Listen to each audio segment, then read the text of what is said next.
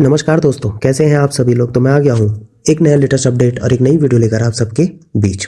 तो दोस्तों, हाल ही में भारत के उत्तराखंड राज्य से जुड़ी एक ऐसी खबर सामने आई है जिसने पर्यावरणविदों, वन्य जीव विशेषज्ञों और प्रतियोगी परीक्षाओं की तैयारी करने वाले छात्रों का ध्यान अपनी ओर खींच लिया है। यह खबर है उत्तरकाशी जिले में एक दुर्लभ पक्षी सिरकीर मलकोहा का पहली बार देखा जाना। यह घटना केवल एक सामान्य पक्षी दर्शन नहीं है, बल्कि यह भारत में बदलते पर्यावरण, जलवायु परिवर्तन, जैव विविधता के फैलाव और पहाड़ी पारिस्थितिकी तंत्र में हो रहे बदलावों की ओर संकेत करती है।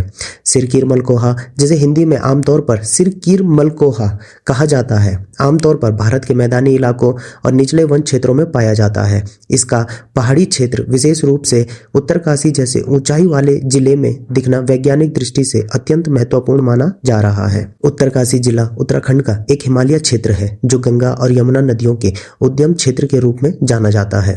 यह इलाका ठंडे मौसम, घने देवदार और चीड़ के जंगलों तथा ऊंचाई वाले पर्वतीय पारिस्थितिकी तंत्र के लिए प्रसिद्ध है। ऐसे क्षेत्र में सिरकीर मलकोहा जैसा पक्षी का दिखना इस बात का संकेत है कि या तो इस पक्षी का प्राकृतिक आवास बदल रहा है या फिर पर्यावरणीय परिस्थितियों में ऐसा परिवर्तन हो रहा है जिससे यह पक्षी नए क्षेत्रों की ओर प्रवास कर रहा है। वन विभाग अधिकारियों ने बताया है कि यह पक्षी उत्तरकाशी के यमुना वन प्रभाग क्षेत्र में देखा गया है। इसकी तस्वीरें भी आधिकारिक रूप से रिकॉर्ड की गई है, जिससे इस खबर की पुष्टि होती है। सिरकीर मलकोहा का वैज्ञानिक नाम टाकुआ लेस्चेनोलिटी है। यह पक्षी कुक्कू परिवार से संबंधित है, लेकिन आम कोयल की तरह आवाज करने या खुले तौर पर उड़ने के बजाय यह अधिकतर झाड़ियों और घने जंगलों में छिपकर रहने वाला पक्षी है। इसका शरीर लंबा, पूंछ लंबी और आंखों के चारों ओर चमकीले लाल रंग की त्वचा होती है, जो इसे अन्य पक्षियों से अलग पहचान देती है। इसका रंग सामान्यतः भूरा, हरा और हल्का ग्रे होता है, जिससे यह जंगल की पत्तियों में आसानी से छिप जाता है। सिरकीर मलकोहा मुख्य रूप से कीड़े मकोड़े, छोटे सरीसृप और फल खाता है, जिससे यह जंगल के पारिस्थितिकी संतुलन में महत्वपूर्ण भूमिका निभाता है। अब यह प्रश्न उठता है कि सिरकीर मलकोहा को उत्तरकाशी में देखे जाने को इतना महत्वपूर्ण क्यों माना जा रहा है। इसका मुख्य कारण यह है कि यह पक्षी आमतौर पर भारत के मध्य पश्चिमी और दक्षिणी हिस्सों में पाया जाता है, जैसे मध्य प्रदेश, महाराष्ट्र, छत्तीसगढ़, तेलंगाना और आंध्र प्रदेश। यह पक्षी प्रायः 1000 मीटर से कम ऊंचाई वाले क्षेत्रों में पाया जाता है, जबकि उत्तरकाशी की ऊंचाई कई स्थानों पर इससे कई अधिक है। ऐसे में इसका यहाँ दिखना यह दर्शाता है कि या तो इस पक्षी की अनुकूलन क्षमता बढ़ रही है या फिर इसके पारंपरिक आवास में किसी प्रकार का दबाव उत्पन्न हो रहा है।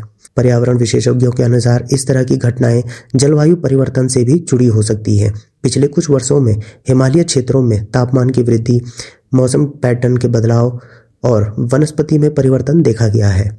जब किसी क्षेत्र का तापमान धीरे धीरे बढ़ता है तो कई प्रजातियां ठंडे या नए अनुकूल क्षेत्रों की ओर बढ़ने लगती है। सिरकीर मलकोहा का उत्तरकाशी पहुंचना इस व्यापक बदलाव का एक उदाहरण हो सकता है। यह छात्रों के लिए यह समझने का अच्छा अवसर है कि कैसे जलवायु परिवर्तन केवल ग्लेशियरों के पिघलने या समुद्री स्तर बढ़ने तक सीमित नहीं है, बल्कि यह जीव जंतुओं के वितरण को भी प्रभावित करता है। करंट अफेयर्स की दृष्टि से यह खबर इसीलिए भी महत्वपूर्ण है क्योंकि यूपीएससी और स्टेट पीसीएस जैसी परीक्षाओं में अब पारंपरिक तथ्यों के साथ साथ पर्यावरणीय घटनाएं, नई प्रजातियों के रिकॉर्ड, जैव विविधता के संरक्षण और जलवायु परिवर्तन से जुड़े प्रश्न लगातार पूछे जा रहे हैं।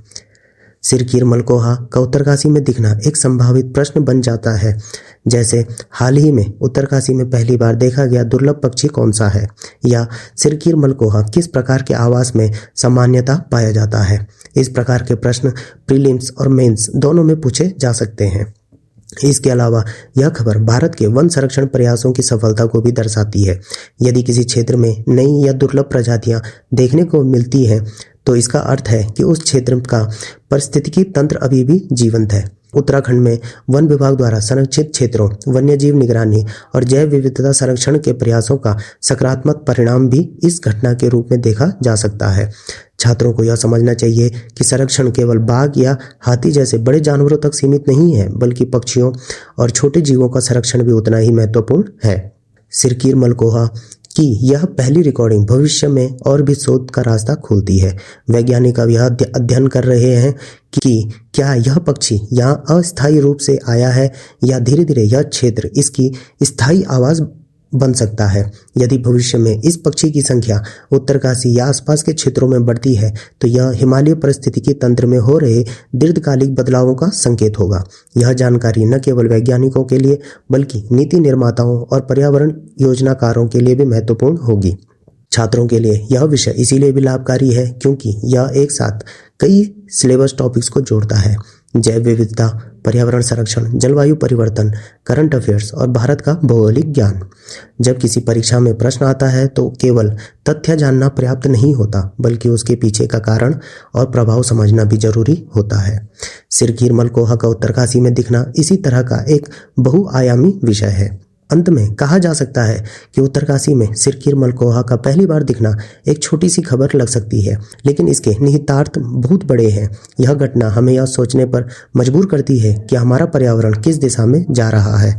जलवायु परिवर्तन किस प्रकार जीवों के जीवन को प्रभावित कर रहा है और हमें जैव विविधता के संरक्षण के लिए कितनी गंभीरता से काम करने की आवश्यकता है। छात्रों के लिए यह खबर न केवल परीक्षा के लिए महत्वपूर्ण है बल्कि यह उन्हें प्रकृति के साथ संतुलन बनाए रखने की जिम्मेदारी का भी एहसास कराती है। इसी कारण से सिरकीर मलकोहा का उत्तरकाशी में दिखना 2026 की करंट अफेयर्स की एक महत्वपूर्ण और याद रखने योग्य घटना बन जाती है। तो दोस्तों, वैसे भी उत्तराखंड बहुत ही खूबसूरत राज्य है। अब आप लोग ये बताइए कि आप लोग कहाँ से हैं और उत्तराखंड से कौन कौन है या फिर कौन कौन उत्तराखंड घूम चुका है। तो दोस्तों, आज के लिए इतना ही। मिलता हूँ मैं दोबारा एक नए लेटेस्ट अपडेट और एक नई वीडियो के साथ। तब तक जुड़े रहिए। धन्यवाद। जय हिंद, जय भारत।